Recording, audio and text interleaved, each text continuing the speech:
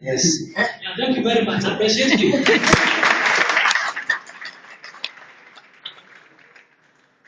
Now, my next question goes to Dunda.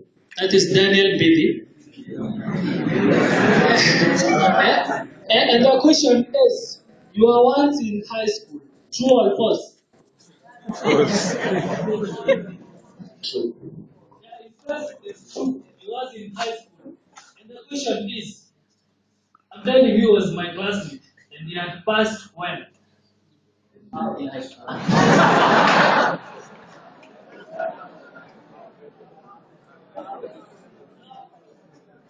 Now, he passed when in Form 4. And the question is, how did you balance such that you managed to pass in all subjects? He did have A in history and a D in mathematics. Otherwise, he couldn't have done the course that he did. So the question is, how did you balance in all the subjects, the 8 of them? First to say is true. Before you are in university, you have to have passed in a secondary high school or such a thing to go to university. And once upon Roma, I was like you, just seated there. And indeed, first, I must say, what the first thing to ask yourself is what you want in life. And sincerely first to tell you whether you want to become a medic, an engineer, an accountant, all of them.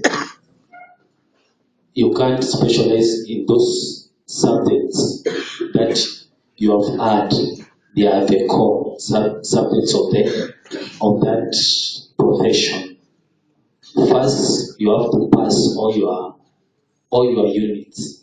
You might be wanting to do medicine and you pass very well in chemistry, biology, mathematics, and English. But what about when you get all other units, E and B's? That means you can't get that point of going to university. So the first thing is to work to balance all those units out. Know your weakness. How can when you are best in mathematics, why spend a lot of time there? And also the other thing, although at that time it never worked for me, but I encourage group discussions. One thing which made me to be good in what I was doing is people asking me questions. Somehow I was blessed. I knew some mathematics and some science. So through that I could learn a lot. Then I had to consult myself. Now when it comes to mambo ya language, nilikuwa noma kidogo kwangu. So I had to consult. So the first thing is humble yourself. If you know mathematics, make sure mtu akikuja kukuuliza usidhani utapata A minus apate A. When hata ikihappen hivyo, you have helped him, and through that learn something else. If you don't know English and you know mathematics, useme napatanga M au naweza kwenda kuuliza ingo, mtu anapata mao E aje, although it's written in English. You just be humble, you go there. Also, the other thing is consult your teachers. The most important thing is discipline. Discipline will guide you what to do at which specific time. Don't say leo siku nasoma hii unit nafika unasikia nakuweka wacha ni change. So discipline is very important. Hope msee mwingine ikanahad. Yeah, thank you very much. I told you the question will be very interactive. And I would like to welcome on stage the man here. The one who is looking directly. Yeah, thank you for coming. But I have a question for you. First of all, what is your name? I'm George Mogekeni.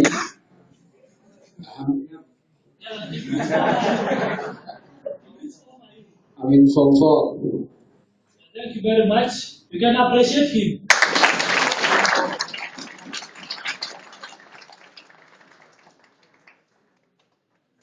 Have you ever heard of a language called Sheng?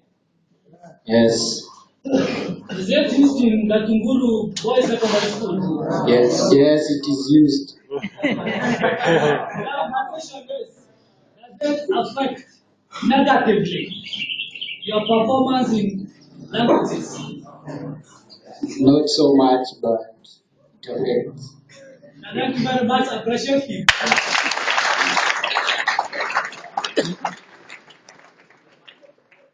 He says there is something like shame in this school, and he thinks it affects how you perform in languages.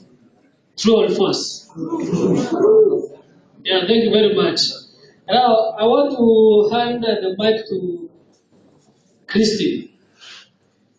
And the question is, now that you passed in KCSE and you had worked well from Form 1 to Form 4, now there is this month of the third term, September to November.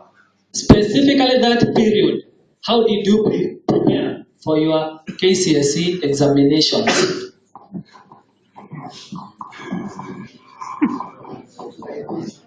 Okay, first, knowing that maybe that was the last chance, maybe I had to do everything that I covered in high school. I joined discussion groups so that at least they can help me. I joined like a balanced discussion group so that maybe if I was good in mathematics, another was good in languages, the person could help me.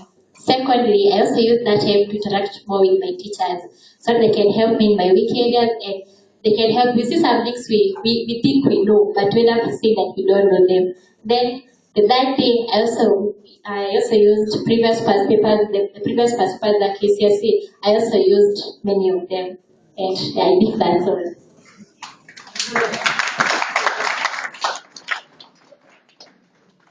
Thank you very much. The session is interactive. I'd like to have the assistant school captain. Yeah, come on, appreciate him as he comes.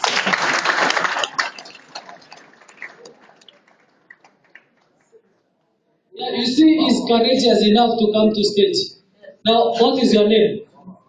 My name is John Bogo Kamboy. Thank you very much.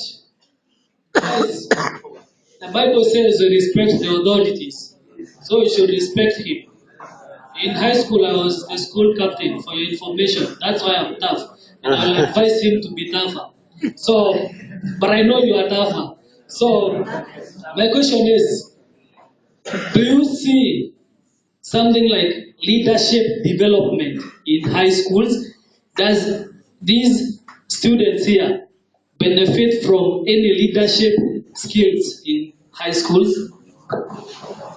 First of all, I believe in high school there is a leadership. Let me tell you the reasons why. President Uhuru was in high school, and I think during his time where he was able to get the leadership quality. So in these guys, also there is a strong leader who can be able to lead our nation. Appreciate you.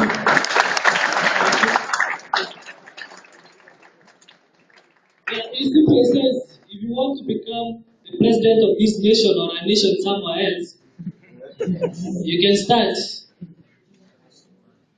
being a good leader in high school. Now, my next question goes to Stella. They are saying they want to hear you speak. Now, the question is a bit easy, but I'd like you to address it. I'll give you 2 minutes to address the same question. The question is, of late, we've had various cases in this country. There were some school girls from Moranga who were expelled because of sharing a bed. There is the issue of gayism in high schools.